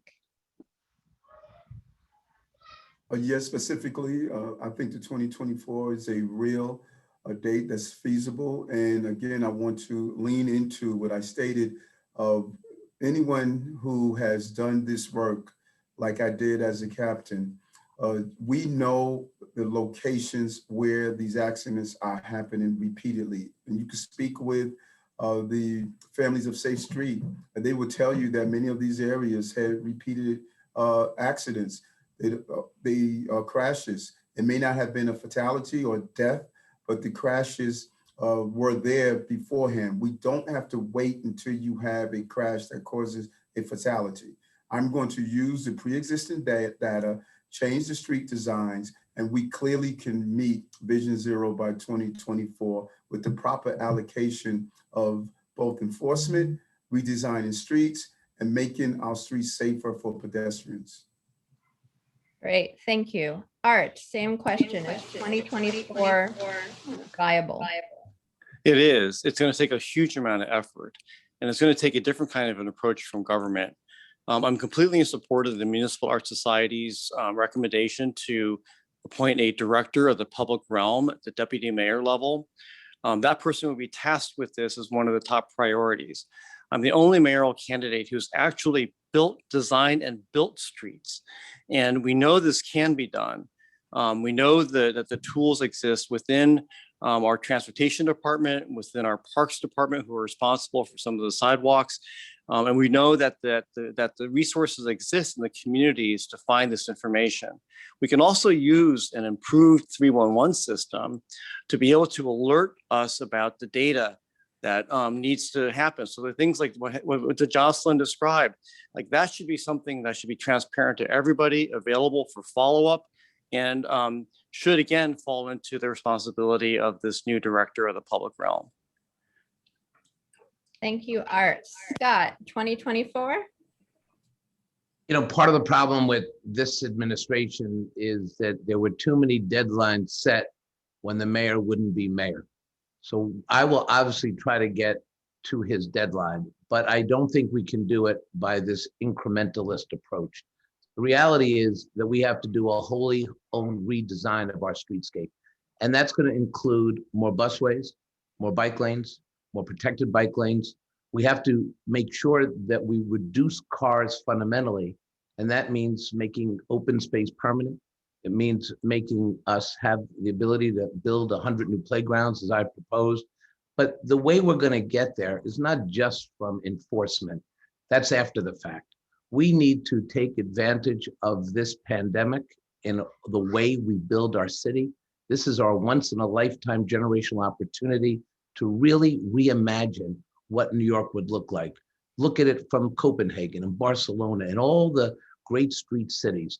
I want to be the street mayor because I believe my experience in land use and zoning and community-based planning uniquely gives me an opportunity and a perspective to work with our communities, our transit advocates, and do something truly big at this moment in history. Thank you, Scott. Jocelyn, 2024. 2024, you know, I have to agree with Scott. We have to stop having 5-year plans for 4-year terms. People want to see results, right? We've done all the data analysis that we need to do about this situation. It's time to start implementing some things that people can, so that people can see results in their communities. When it comes to things like putting in speed cameras and everything like that, we get it done, and we get it done in a time efficient manner. And when it comes to this, we have to be able to do the same thing. So I think 2024, from my perspective, is too far along. We have to look at already established best practices and utilize that as a means to be able to get this done quicker. We don't have to wait until 2024. We know what the issues are. We know what the solutions are. We should just go ahead and implement them and get it done. Thank you, Jocelyn. Next question is kind of related. Transit advocates often argue that de Blasio's failure to complete Vision Zero is rooted in his deference to community boards, which are often not representative of their communities in terms of age, race, or transportation preferences. What role do you envision giving to community boards in determining road infrastructure? Will it be an advisory role, or will you grant them de facto veto power? And we are again starting with Eric. There were many bike lanes, also changes in street structures and designs where I had community boards who were against it, and I continue to advocate for it. I believe community boards should play an advisory role to give inputs. I'm a strong believer not only in traffic, but in other areas. Community boards are the most local level of government, and we should have an input from them on how they want their communities to look. But it's imperative as the board president, as council members, to diversify the board. That's what I did, from having young people on the board, business people, advocates for safe streets, different combination of people participating in the process. I believe in the community boards, and in places where I disagree with them, such as the Clausen Avenue bike lane, I pushed through it and forced to go in that direction, but I believe in the process, and we should continue to hear the voices from the community. Great, thank you, Eric. Art, advisory or veto power for community boards? Advisory for sure. There are so many issues beyond traffic safety and pedestrian safety that affect our overall city. It's the design of the streets. It's the future of the streets. It's the parks. It's the sanitation, the systems that run throughout the entire city that need to be decided at the citywide level. How are we going to distribute our homeless shelters? How are we going to distribute our low-income housing? You know, if we're going to go toward a vision of 15-minute communities, how are we going to do that? If we need to be able to work with the community boards, but they're in an advisory capacity. And the other thing that came through loud and clear, you know, both in the Black Lives Matter protests and also in these recent AAPI, Stop AAPI hate protests, is that the community is calling for a different kind of engagement. It can't just be with the community boards. It has to be with different popular bottom-up community representation. Great, thank you, Art. Scott, you are next. Well, community boards are essentially advisory, and that certainly should be as it relates to the streetscape and master planning. I do think that community boards and other organizations, as Art mentioned, should be part of the larger conversation in the community. But look, the real leadership to get things done has to come from City Hall. You have to have a mayor and a mayoral team that knows how to engage communities, build consensus. If we're talking about reimagining neighborhoods and its different components, we're going to have that larger conversation. And actually, I look forward to it. It's work that I've done all my life. I was a borough president that actually didn't make political appointments to community boards. I actually, put together an independent screening panel. So we got more young people. We got more people of color. We got more diverse resumes, because I know that if we're going to have a conversation, it can't only be the same people making all the decisions. But that is how we build consensus. And I don't think we should shy away from engagement, but obviously there's no veto power when it comes to land use and streetscape and the issues we have to work on. Thank you, Scott. Jocelyn, same question. Thank you. I think that we have to stop thinking that everything in the city is one size fits all, and that only the leadership in the city should have a say in what actually happens in the city. If you're paying attention to what's going on in this moment, people want to be heard, and people want to be empowered to make decisions on things that will impact their lives and in their communities. So we have to utilize technology to give not just the community board, but communities at large the opportunity to have a vote in, what is going on in their community. If we can vote for American Idol, why can't people in communities have a vote or a say in what happens with their community? The city is behind as it relates to technology. So from my perspective, not only should they have an advisory role, but they should have a veto role. It shouldn't be either or to me. They should be able to have an impact in what happens in their communities. We have to empower communities and give them resources that they need in order to be able to get things done more expeditiously. When we continue with all of this bureaucracy and all of these conversations from one level to the next, ultimately nothing gets done and the term is over. Great, Thank you. Our next question is going to come from Iman Ramawi, who is the Accessoride Campaign Coordinator with New York Lawyers for the Public Interest. Iman, are you there? Yes, I am here. Thank you so much. Thank you all. As an amputee with lupus, I am all too aware how people with disabilities are often left out of the conversation when it comes to improving transportation and the accessibility necessary for people like me to get around the city. I've been an Accessoride customer for 13 years, and I've seen some great improvements like the on-demand pilot, but I have also seen some changes that don't work for working professionals like me, like a proposal for caps on the number of trips you can take and the cost of on-demand, leaving me, who has meetings all over all 5 boroughs, often late or worse, not able to even show up to work commitments. When I'm not relying on paratransit, I'm using the city sidewalks, which are often inaccessible, and in many cases, it's getting worse with the obstruction caused by the open restaurant program and by poor snow and ice removal. I've had piles of snow block me from even leaving my house for days too in the past.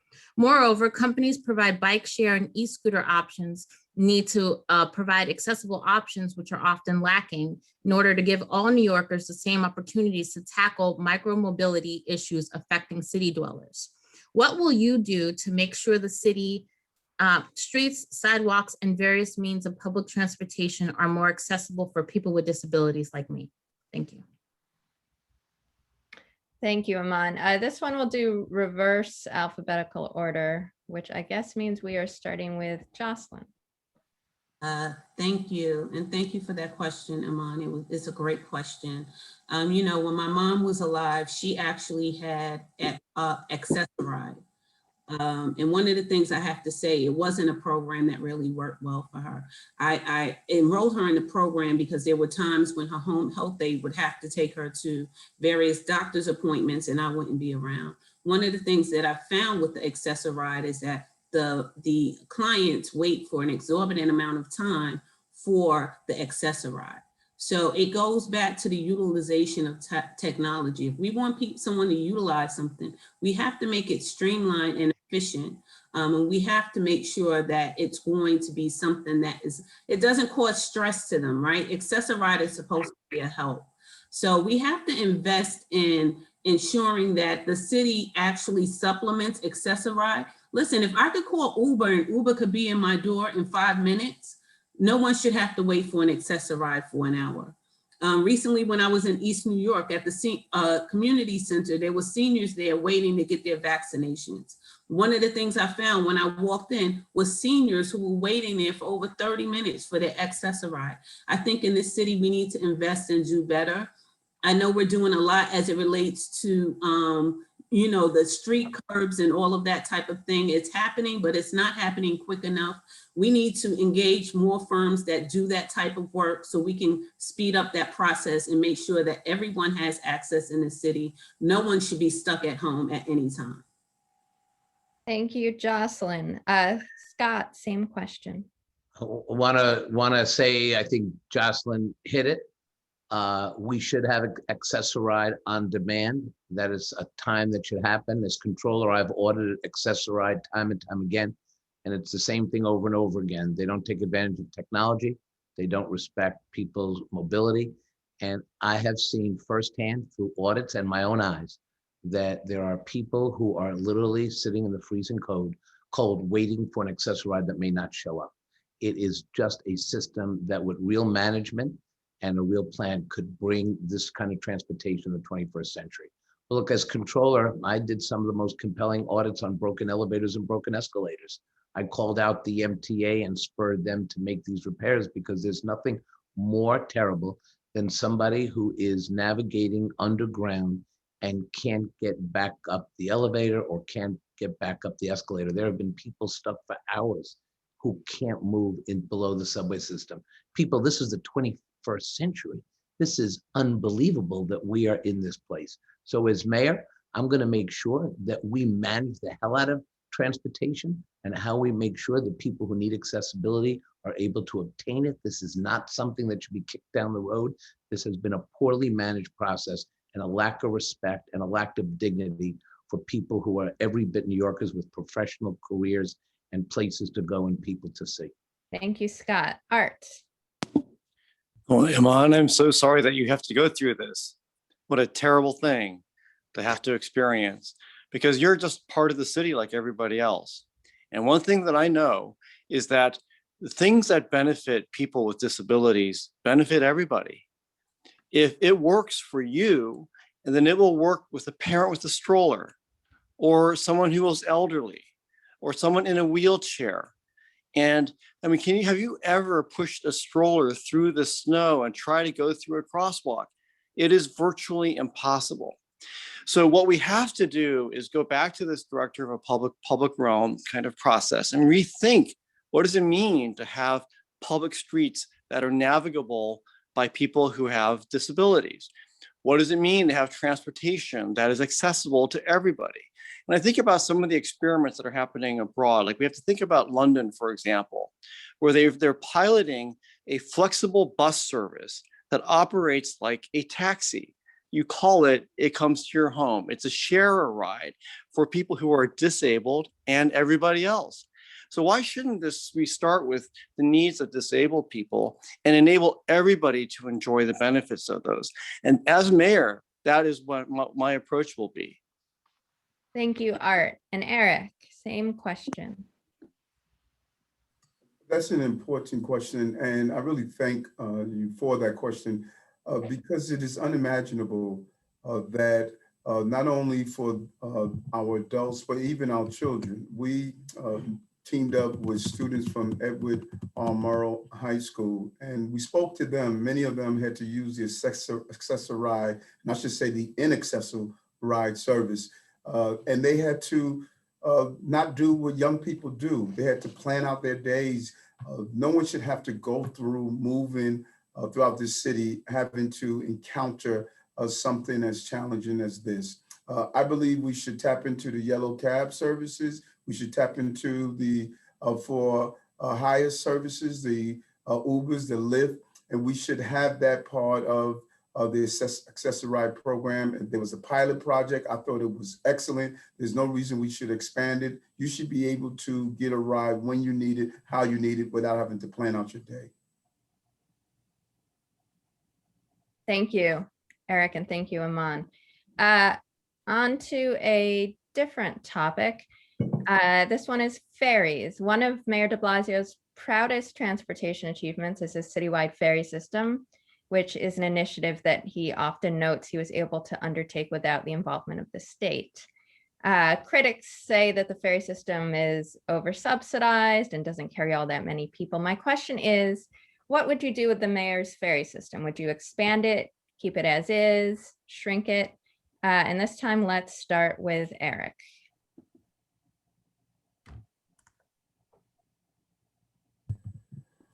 I love using our waterways. I think it's extremely important to continue to figure out how to do it, that it is more cost effective. Right now, the service, we're subsidizing a lot. I believe that we need to look into some of our units of housing that's along the waterfront, have them subsidize some of the cost of doing it. I think we're using almost $6 to $7 for each ride. I think that we need to find a more cost-effective way to do it, and the inefficiencies should be connected to some of our major transportation hubs. And so I love the idea of using our waterways. It is done in other parts of the globe, and we just need to find a more cost-effective way to do so. So just to be clear, you would basically keep the system as is, just find a more cost-effective way of running it? Yes, I would. We're subsidizing too much right now, and I would find a more cost-effective way to do so. Okay, thank you. Art, what would you do with the mayor's ferry system?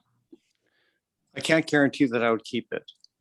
But as the only person here who's actually implemented a ferry system at Queens West, I can say that it's a very challenging situation, that even when we were doing the ferry to Queens West to Hunters Point, we knew that there was a supply and demand problem, that we were building a ferry that had a very high cost basis, and that we had to somehow expand demand at both ends of the route both on the Queens side and on the Manhattan side.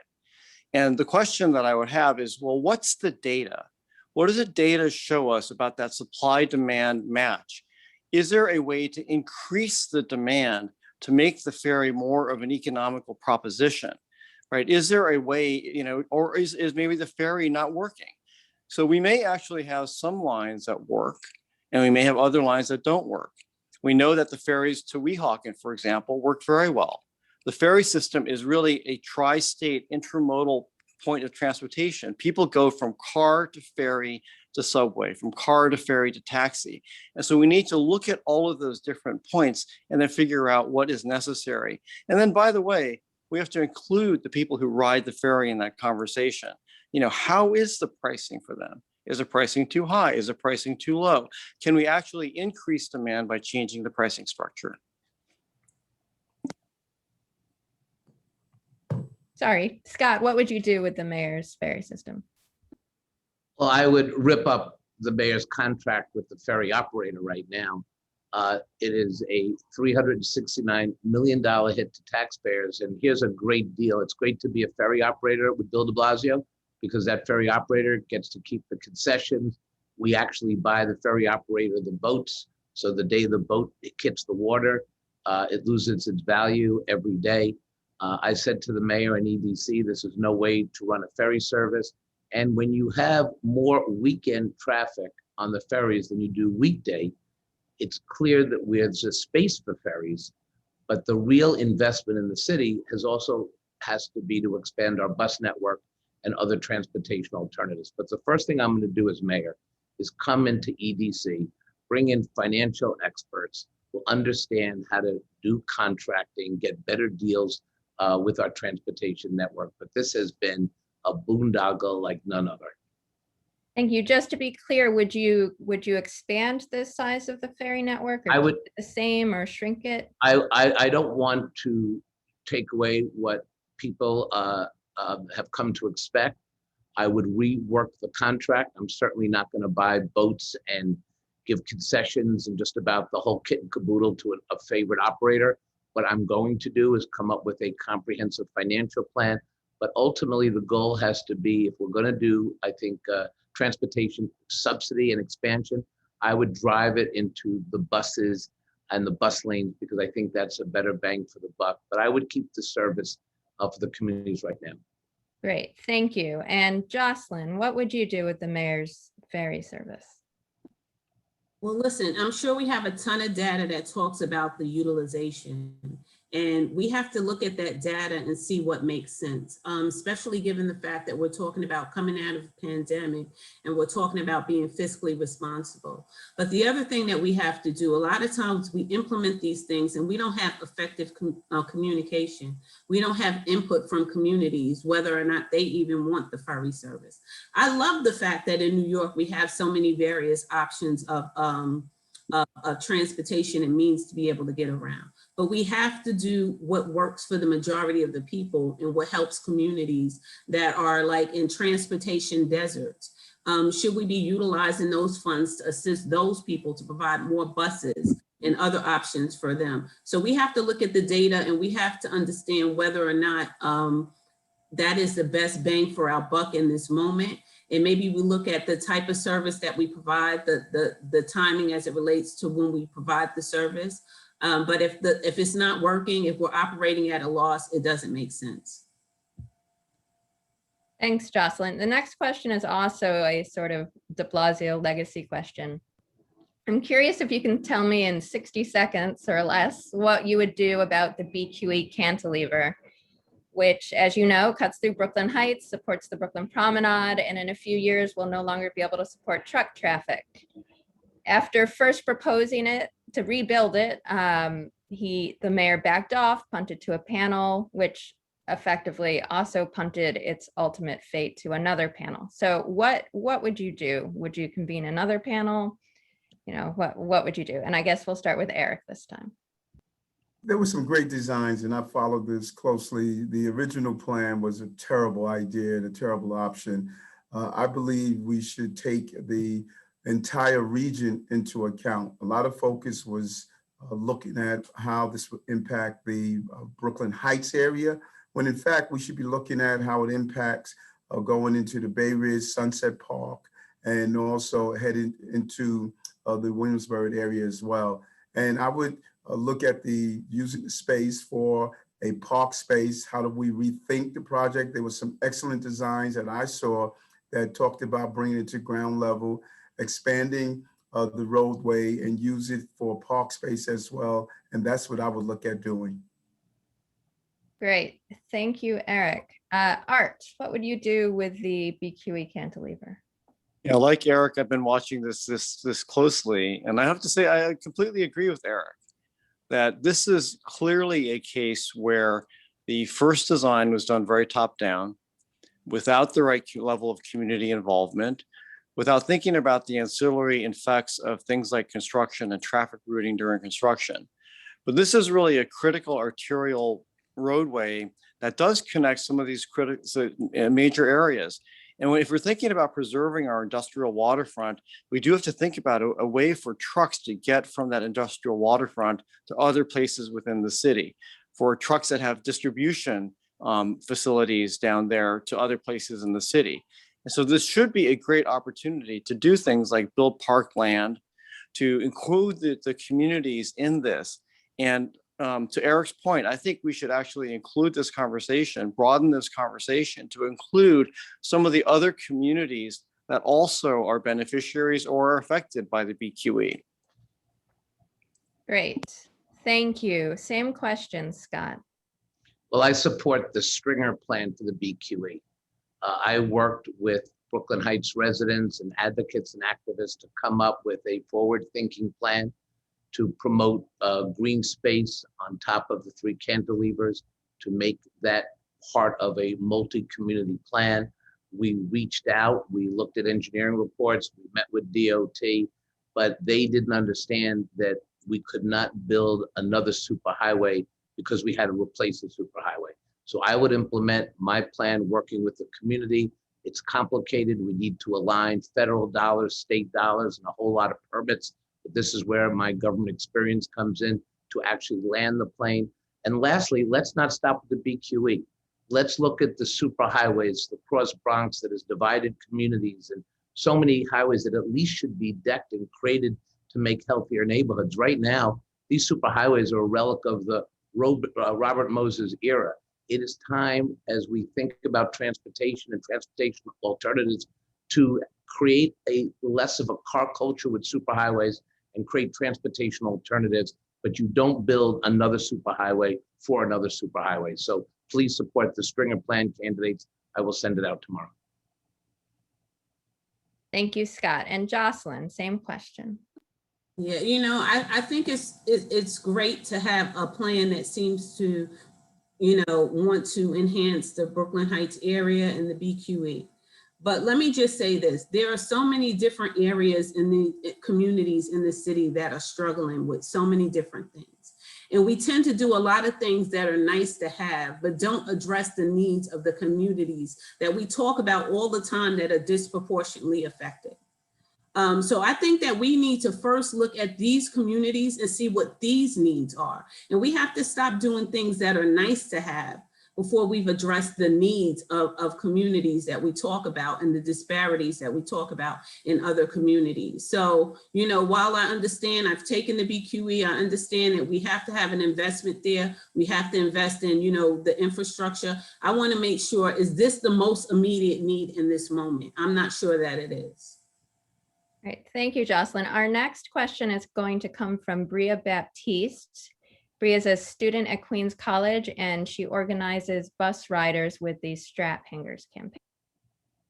Good evening, everyone. I hope you're all doing well. My name is Bria Baptiste, as Dana introduced me. I live in Jamaica, Queens, and I'm a Queens College student and a member of the Straphangers campaign. Buses are essential to our city, particularly in areas like Southeast Queens, where I live, where there are few trains but lots of buses. Personally, as a Queens College student, I would have no other way to get to class without buses since there are no subways near campus. Millions of New Yorkers' livelihoods depend on buses. But as every bus rider knows, taking the bus is slow, unreliable, and bus riders are often overlooked by those who have the power to make things better. How do you, as the next mayor, promise to make New York City's 2 million bus riders a priority? What will you do to push back against opposition to things that improve bus service like bus lanes? Thanks, Bria. This one we'll do in reverse alphabetical order. Jocelyn. Yes, I definitely support, especially in Queens. I mean, I used to work in Jamaica. So I know what the situation is out there in that area as it relates to being able to get around. I remember before when the E train wasn't even going, the E and the J train, they didn't even have that subway station. So that was a big thing when that came through. But we have to support these communities, and we have to ensure that we install more bus lanes, especially even if we're going to do it between certain hours. Like I know over here on Nostrand Avenue, between the hours of 7 a.m. and 10 a.m., it's strictly bus lanes on both sides. There's no parking on the street. So we have to implement more of these type of things, especially at peak hours, to ensure that the community has accessibility to be able to get around. And we also have to make sure that we, support in ensuring there are times when, let's say like with the 14th Street, a bus lane service. Where can we look at implementing that as well as, in communities in Queens as well? Thanks, Jocelyn, and welcome, Catherine. I'll repeat the question for you in a second. But next up, Scott, same question. Look, I have a 19-point plan to massively expand our bus routes and to make sure that they run on time. And part of the reason why is when I was a kid growing up in Washington Heights, if you were late for school, you couldn't take the bus. You would have to walk because you could walk faster than the bus. And nothing much has changed since then. So we need to have dedicated bus lanes. We need to ensure that we don't have obstruction through those lanes. That's a combination of green lighting and also enforcement. But we also have to recognize that rush hour has changed from the 70s and 80s. It used to be that people in the boroughs would do everything they could to get to Midtown Manhattan to work from 7 a.m. to 9 a.m. and then get home by 5 p.m. and 7 p.m. to cook dinner. And that has changed now. Students and young people, they're not working rush hour in Midtown Manhattan. They're working in Brooklyn. They're working in Queens. They're going to school at night. Frontline workers, they don't get home till 12 o'clock. There's no bus waiting for them. There's no bus to get you to where you have to go. In other words, the bus system is the most efficient way to recognize the new economy, recognize the 5 borough economy that we have, and then build a platform that's going to meet that need and that design. Also, let's face it, the MTA is in a tough spot. We're not going to have the kind of subway expansion that costs billions of dollars, but buses are easy to do. And lastly, there's an equity issue. The people who do the hard jobs in this city are the poorest people in the city, and they take the bus, and we should be delivering for them. Thank you, Scott. Catherine, the question, I'm not sure if you heard it, so I'll just no, I appreciate you telling me. It's, what would you do to improve bus service that, pre-pandemic carried 2.5 million riders, a disproportionate number of them lower income people of color. And as you know, bus lanes are often blocked by all sorts of vehicles. They're often just paint on the ground. Oh, so I mean, not only are they essential workers, they're often usually older workers. There are several pieces to my plan. One is expanding select bus service, also expanding express service as well. But we have to have real protected bike lanes that can't be blocked. Just as you need protected bus lanes, even as we do protected bike lanes. So you don't end up having every UPS and FedEx truck and Amazon delivery truck in the bus lane.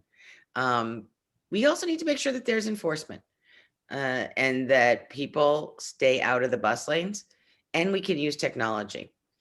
We know that there is technology right now that needs to be expanded to many other boroughs that turns the light green so that the bus can continue to go. This is what makes your commute faster. And we know New Yorkers are all about getting places on time.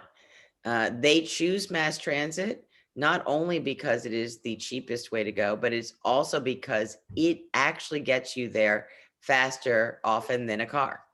Thank you. Who's next? Art, what would you do to improve bus service? So as mayor, I would start with having a citywide planning process so that we ensure that we have buses where they're needed. We need express buses so that Bria can take her bus from Jamaica to Queens College, which is a trek. Our current subway system is designed in a hub and spokes. But as we know from the growth in Lyft and Uber, that so many more trips are happening across those spokes. So we need to do the same thing.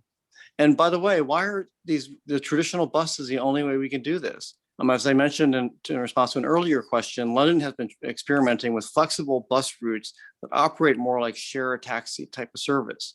And so folks who actually don't live near a bus lane, express bus lane, need a different way to be able to get access.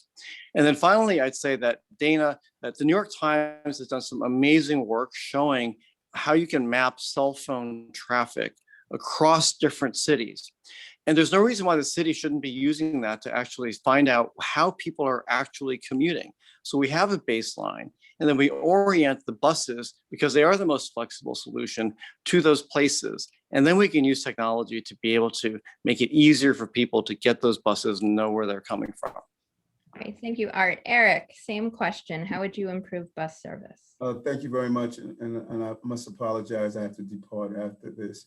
Bria, I am not the choir. I wrote the song. I grew up in South Jamaica, Queens. I had to take 2 buses to get to the subway station. And I was bused to Bayside High School, the Q31. I remember so clearly.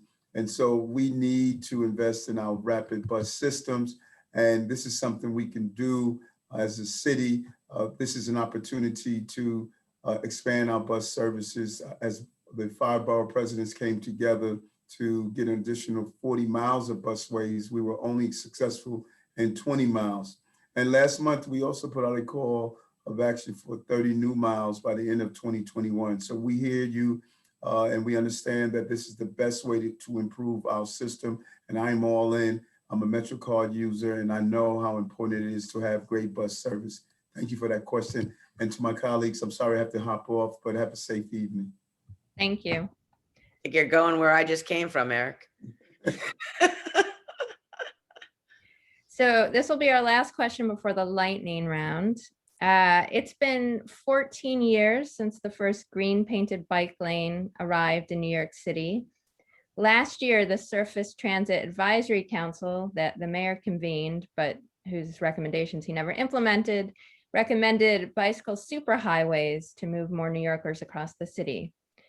How do you envision bike lanes that don't just replicate our current bike lane standard? What would a, Garcia, Stringer, Chang, Taylor, I'm sure I'm forgetting someone, apologies, administration bike lane look like?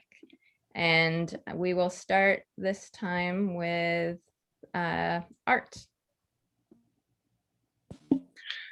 As I mentioned earlier, we would appoint a director of the public realm who would think very differently about our streetscapes and returning the streets back to the people. Bikes are an intrinsic use. One thing that we've seen from COVID is an explosion in bike ridership. Before COVID, we had bicycle traffic jams on many of our green painted bike lanes. Today, it's even worse. And we need to have protected bike lanes. And then we also need to accommodate all the other forms of micromodal innovations that are happening on our streets. And we need to do that in conjunction with quieting the streets so that they become safer, and especially for folks who are disabled and elderly. So we have a lot of things that we need to do for that. I am a big fan of the RPA's plan for a 5-borough bikeway. I think that is the most ambitious and the right way to go. It is based on the best practices from Europe, and I'm totally in support. I was a contributor to the 4th regional plan, and am a big supporter of what they've done. Thank you, Art. Catherine, same question. What would a Garcia administration bike lane look like? I have committed to 250 miles of really protected bike lanes. It can't just be paint on the street. You have to physically separate the biker and the car, because we can't just depend on driver behavior to keep people safe. And it's not only about our commuters and our recreational bikers. There are a tremendous number of essential workers who've been delivering your sushi and delivering your Amazon package on a bike. They are in those bike lanes. They deserve to be protected. But this is about reimagining the public realm and how we are using our public spaces and ensuring that our public spaces are for the public.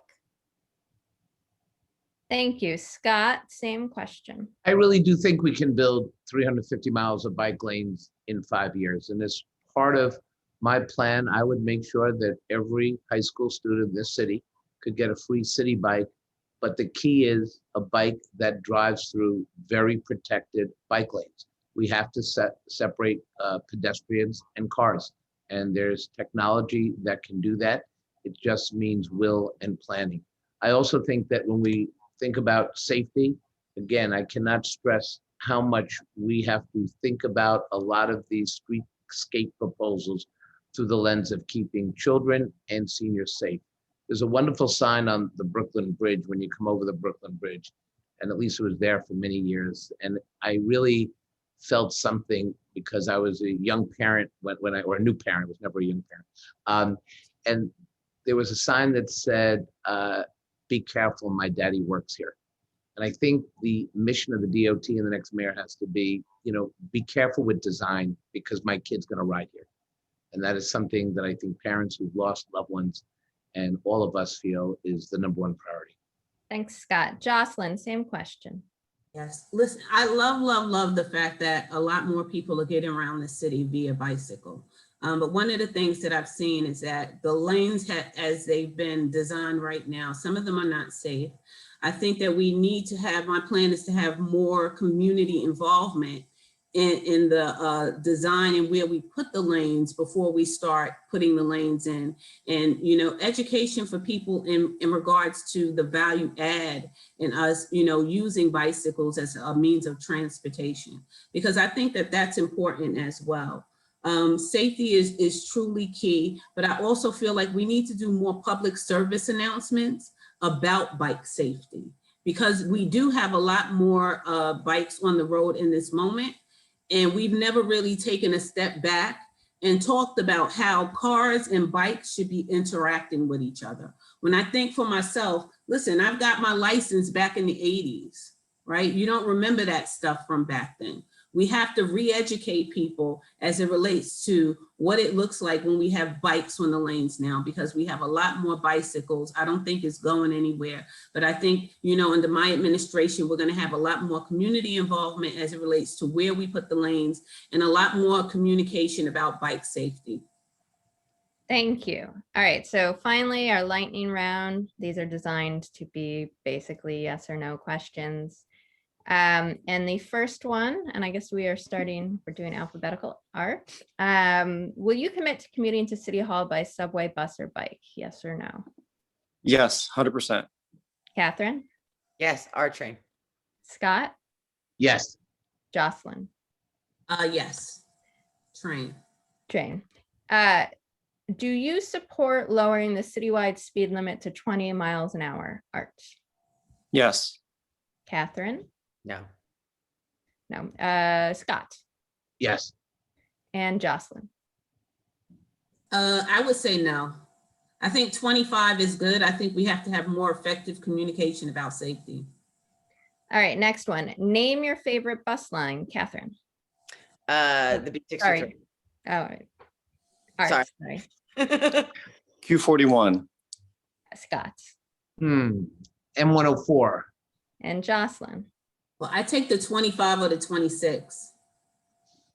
Next, the BQX, the light rail proposal that the next mayor will have to determine the fate of. Would you keep working on it or cut bait, Art? Revisit completely. Cut bait. Oh, okay. Catherine. Revisit, cut bait, and it's not going anywhere. Okay, Scott. Ditto. And Jocelyn. Yeah, I would have to say cut bait. We have to address the needs of the city before we address things that are nice to have. Next one, should the transit system have more NYPD officers, the same number, or fewer? Art. Fewer, and they should be replaced with a different kind of an officer without guns. Catherine. We need to make sure that we have enough officers so that people feel safe on the subway. They don't today, and that is why we still have low ridership. So that would mean more, correct? It would mean more right this moment, yes. Got it. Scott. Fewer, because what we really need below ground are mental health professionals, because the people who are in our subway system sleeping in the subway cars are people who have very serious mental health issues, and we should finally address it and not play to the crowd. We have got to get this under control. And Jocelyn. I think the policing is just a reaction to the other things that we haven't addressed, like Scott said, mental health and other issues. So it's more of an investment in those type of things and less investment in policing. Okay. And the last one is, do you support eliminating minimum parking requirements from the zoning code? Art. Yes. Catherine. No. Scott. Yes. And Jocelyn. Yes. Okay. Awesome. Well, thank you all for joining us. This was fun. Thank you, Thank Dana. you so much. Lightning round. Like what was like your, like what is your most random purchase in the last week, or Sorry. I'm trying to mix it up. I've done a lot of forums. We answer yes. What? But yes or no. Yes, it's yes or on no fun question. things. All right. Goodbye, everyone. All right, bye. Thank you so much, Thank you Dana. I so really much, appreciate Dana. your work on this. Thank you, And Dana. Thanks to Problem. all the sponsors. Yes, thank you. Good to see you guys. Good to see you too, Jocelyn.